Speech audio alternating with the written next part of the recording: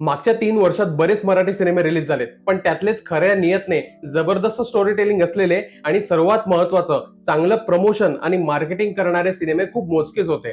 अगदी नावच सांगायला गेलं तर जुनं फर्निचर, आता थांबायचं नाही, एप्रिल मे 99 हे आपल्या चांगल्या कॉन्टेंटमुळे, स्टोरी टेलिंगमुळे आणि सर्वात महत्वाचं प्रमोशनमुळे चर्चेत राहिले. पहा ना, लोकांपर्यंत तुमचे सिनेमे पोहोचणारच नाही तर लोक तुमचे सिनेमे का बघतील? इतक्या साऱ्या कॉन्टेंटच्या ढिगाऱ्यामध्ये तुमचा सिनेमा दबून राहील. It's a fact. आज मी असा सिनेमा पाहिला जो मराठी इंडस्ट्री मधलं खरं पोटेन्शियल दाखवून देतं. सिनेमाचं नाव आहे तुंबाडची मंजुळा आणि हा सिनेमा सू फ्रॉम सो या कन्नडा सिनेमाचा ऑफिशियल रिमेक आहे. रिमेक म्हटल्यावर मला असं झालं की रिमेक कशाला, पण एकदा ट्राय करायला हरकत नाही. सू फ्रॉम सो हा सिनेमा मी बघितला नव्हता, त्याच्यामुळे स्टोरीचे स्पॉयलर्स काय हे मला माहित नव्हते आणि भाई साहब, सिनेमा जबरदस्त आहे. प्रत्येकाने हा सिनेमा पाहिला पाहिजे, कारण रिमेक असला तरी प्रेझेंटेशन मॅटर करतं आणि हीच या सिनेमाची जमेची बाजू आहे. कबीर सिंग, वॉन्टेड, भूल भुलैया, गजनी असे तगडे ब्लॉकबस्टर्स तुम्हाला नक्की आवडले असेल. ते सगळे रिमेक होते. त्याचमुळे रिमेक मॅटर करत नाही, ते कसं प्रेझेंट केलंय हे इम्पॉर्टंट असतं. सिनेमाच्या कथेबद्दल बोलायला गेलं तर केशव आपली एक चूक लपवण्यासाठी मंजुळा नावाचं भूत त्याच्या शरीरामध्ये घुसलंय असं खोटं सोंग करतो. आता हे ऍज अन ऑडियन्स आपल्याला माहिती असतं, पण त्या सगळ्या गाववाल्यांना इन्क्लुडिंग त्याच्या आई वडिलांना ते खरं वाटायला लागतं. आता हे सगळं पॅनिक, भीतीचं वातावरण तयार झाल्यावर केशव मधलं मंजुळेचं भूत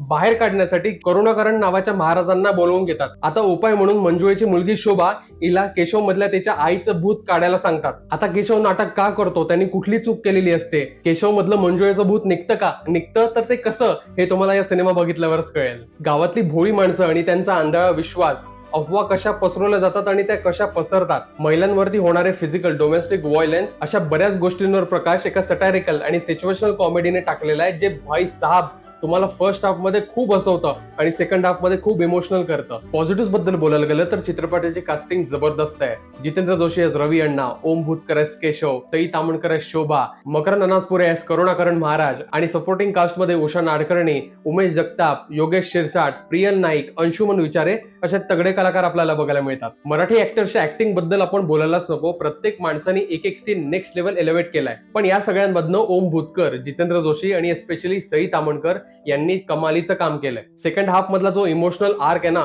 तो यांच्याचमुळे कन्व्हिन्सिंग वाटतो, तुम्हाला भयंकर इमोशनल करेल. टेक्निकल ऍस्पेक्ट्स बद्दल बोलायला गेलं तर सिनेमॅटोग्राफी जबरदस्त आहे.